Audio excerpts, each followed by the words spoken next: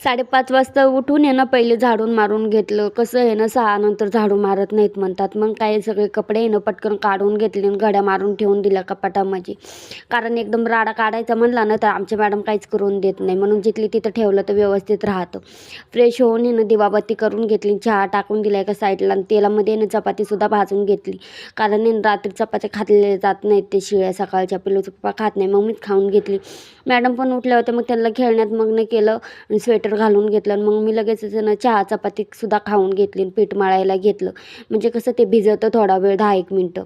मग ते पिल्लूचा पप्पा पण आला तर त्यांनी येताना भाजीपाला आणला होता. मग काय तेच व्यवस्थित ठेवून दिला लगेचच. लगेच पोळ्या बनवायला घेतल्या आणि बेसन बनवायचं होतं. तिच्या पप्पाला बेसन खायचं होतं म्हणून बेसनसुद्धा मी बनवून घेतलं. स्वयंपाक केल्यावर तर किचन इतकं घाण होतं ना, मग ते लगेच आहे ना मी स्वच्छ करायला घेतलं. किचन स्वच्छ झालं की तिचा पप्पा बोलला चल जेवायला.